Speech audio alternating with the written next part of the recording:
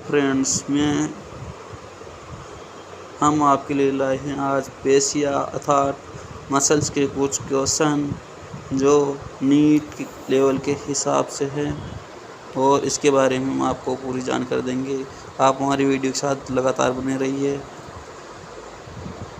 जो भी कुछ दिक्कत हो कमेंट्स में ज़रूर लिखिए, हम आपको प्रत्युत्तर ज़रूर देंगे।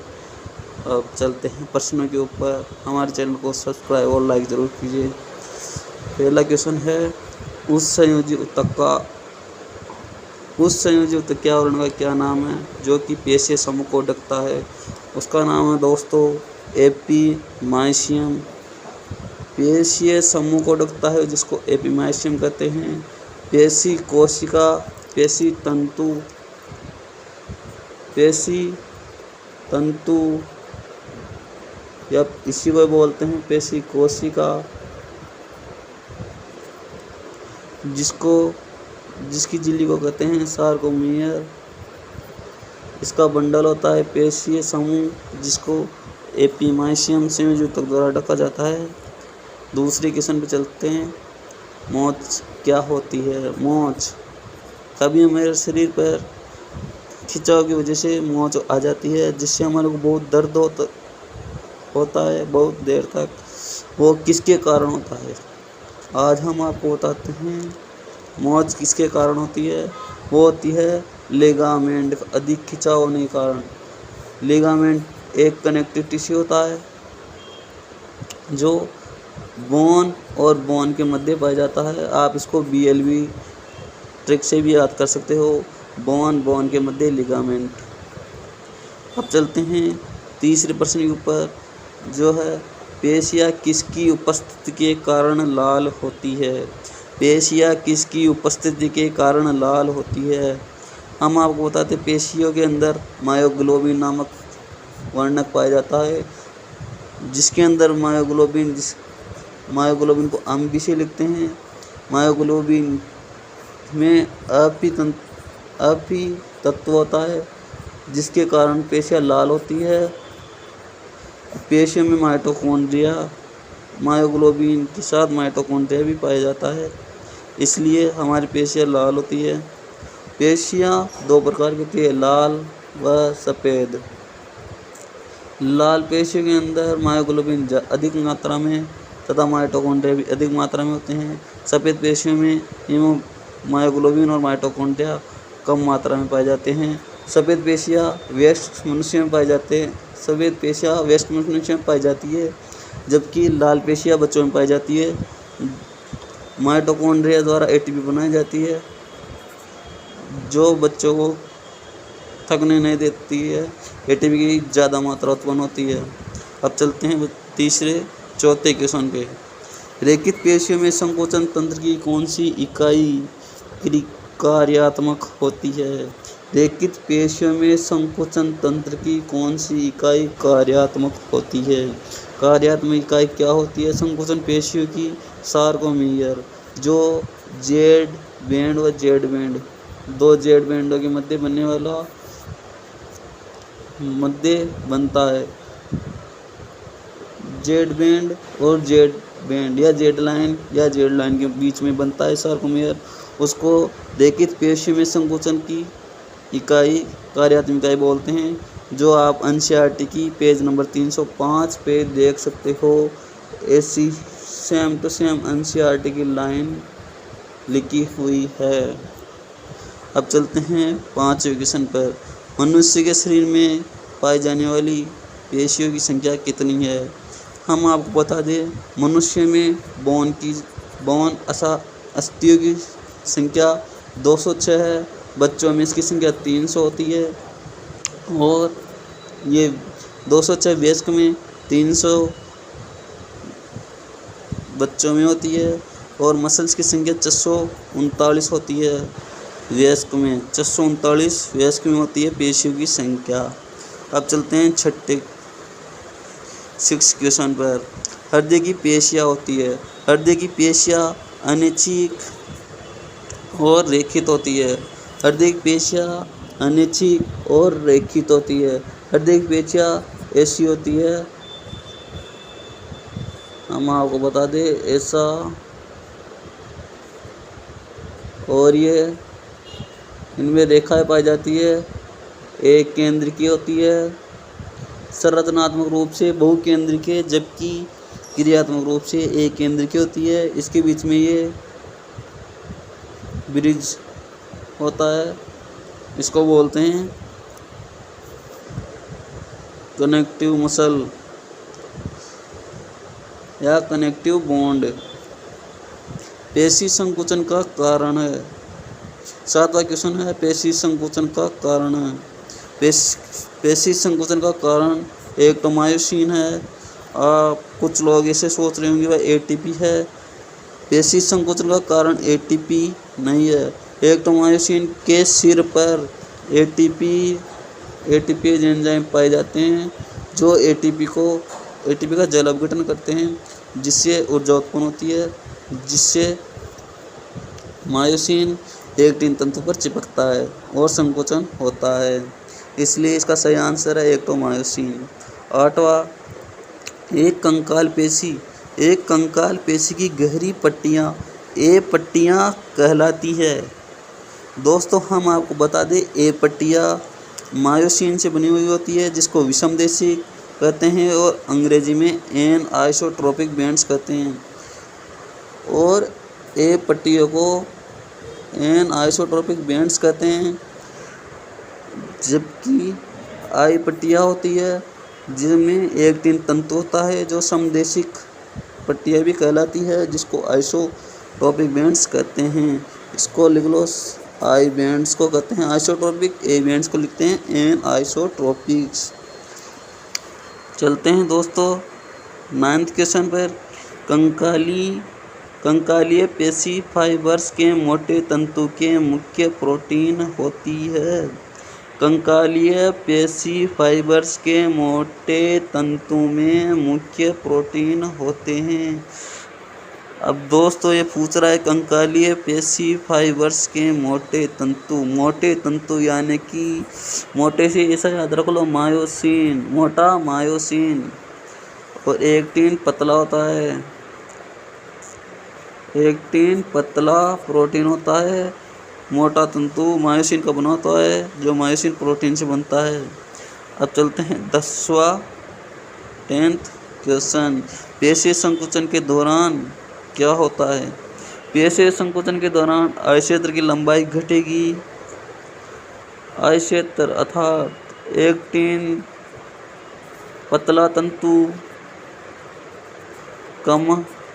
पतले तंतु की लंबाई कम होगी क्योंकि मायोसिन में खिंचाव आएगा। और एक्टिन तंतु मायोसिन ये एक्टिन तंतु इसमें ये ब्रिज बनाएगा, जिससे सार्कोमेयर पतला होगा। सार्कोमेयर पतला होने से आई क्षेत्र घटेगा। ए क्षेत्र अर्थात मायोसिन में कुछ भी फर्क नहीं पड़ेगा, वो वैसा का वैसा ही रहेगा। जेड क्षेत्र की लंबाई घटेगी। हाँ दोस्तों, जेड क्षेत्र की लंबाई घटेगी और एच क्षेत्र की लंबाई भी घटेगी, लेकिन इसमें सबसे इफेक्टिव आंसर आई क्षेत्र की लंबाई घटना है, क्योंकि मायोसिन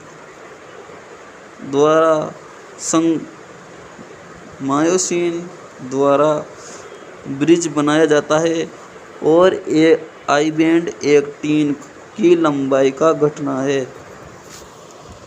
दोस्तों अब चलते हैं 11वें क्वेश्चन पे, जो पूछ रहा है पेशीय ऊतक से संबंधित शब्द रिफ्रैक्टरी काल होता है।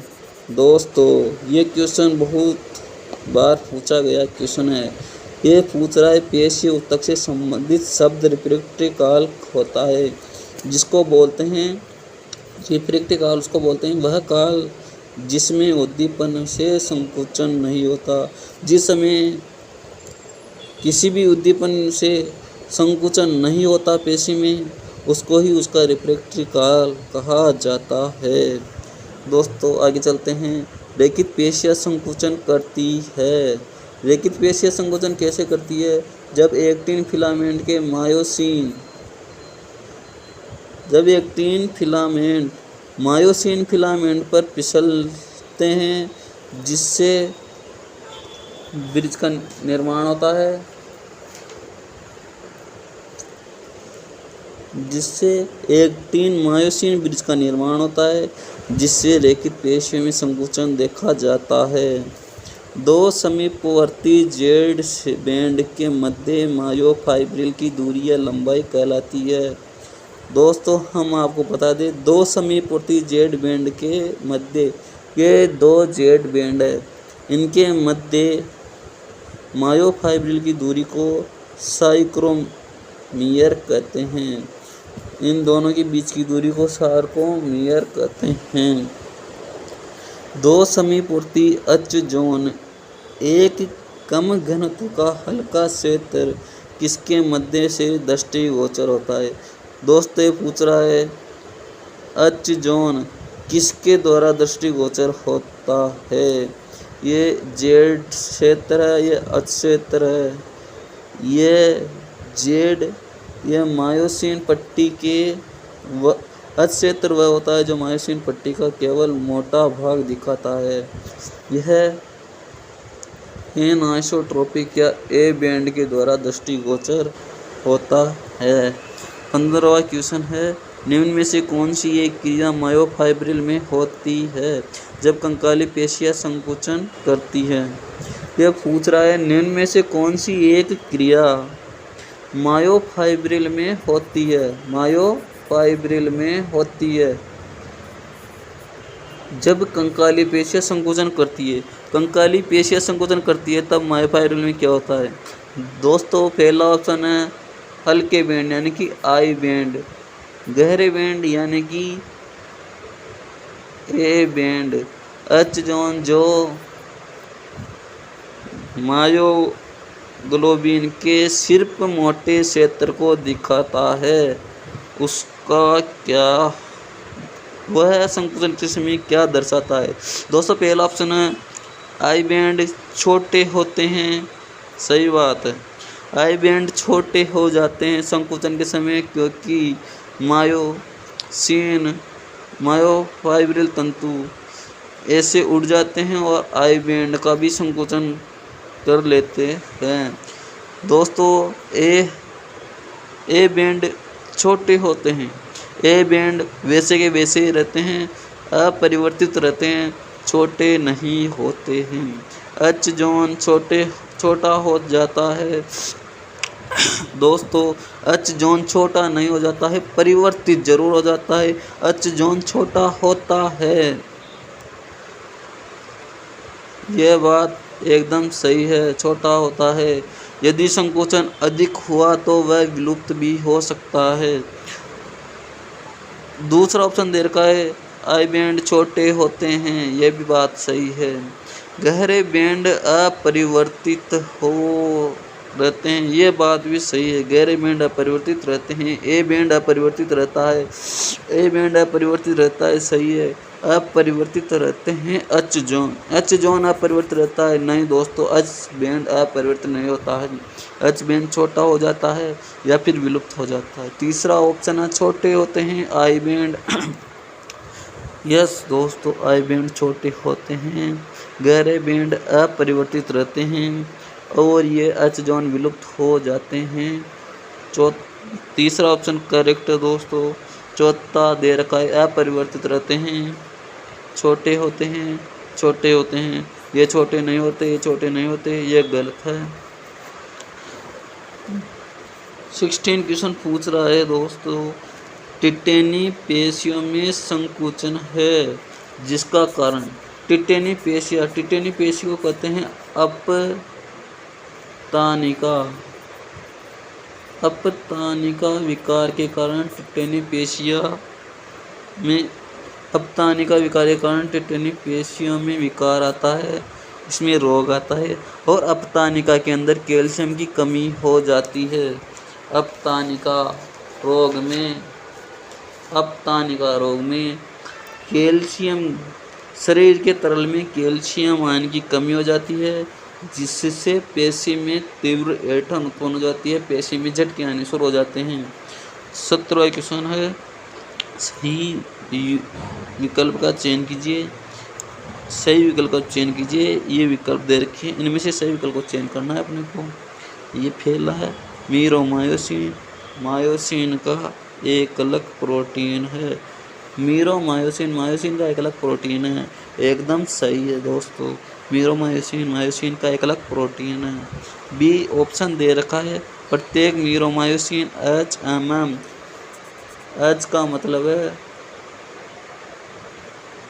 हार्ड मीरोमायोसिन शीर्ष व लाइट मीरोमायोसिन शीर्ष पूंछ युक्त होता है। यस दोस्तों, प्रत्येक मीरोमायोसिन का सिर हार्ड यानी कि कठोर मीरोमायोसिन से बना होता है, जबकि उसकी पूंछ लाइट हल्की मीरोमायोसिन से बनी होती है।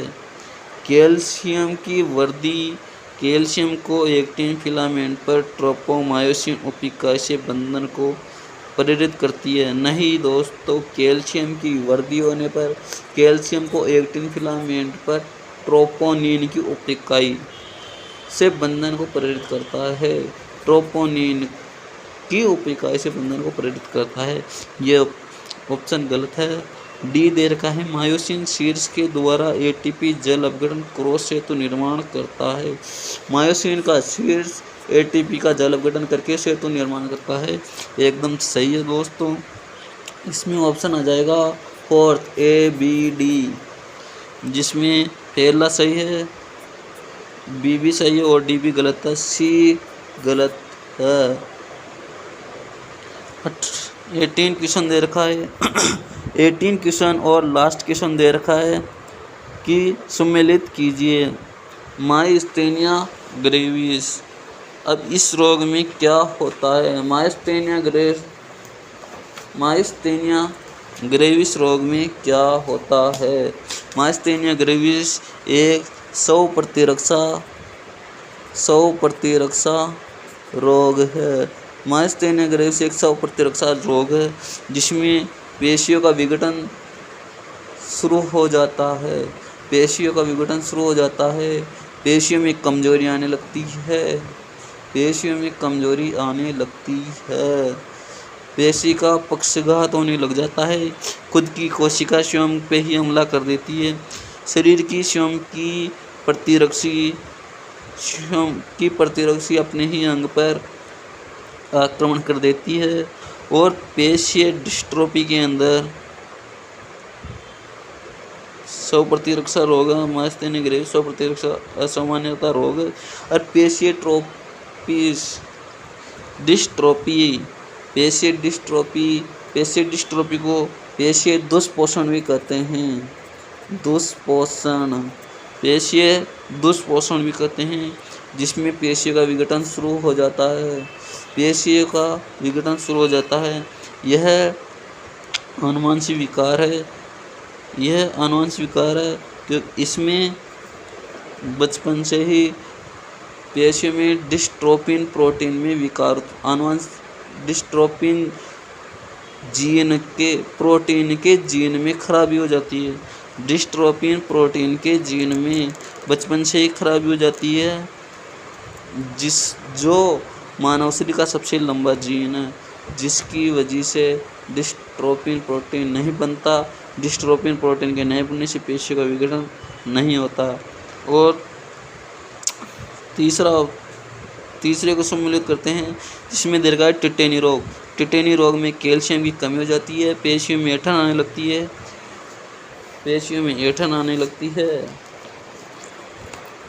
और चौथा लास्ट ऑप्शन इसको मिलान करना है, गाउट रोग 100 प्रतिरक्षा रोग नहीं है। हाँ दोस्तों, गाउट 100 प्रतिरक्षा रोग नहीं है। इसके अंदर ग्लाइकोजन का अवायवीय विघटन होने लगता है, जिससे लैक्टिक अम्ल का जमाव हो जाता है। यूरिक अम्ल के क्रिस्टल बनना शुरू हो जाते हैं, जिससे जोड़ से आवाज़ आना शुरू हो जाती है। आज के क्वेश्चन यही हम समाप्त करेंगे। हमारे चैनल को लाइक और सब्सक्राइब जरूर करें। थैंक यू, धन्यवाद।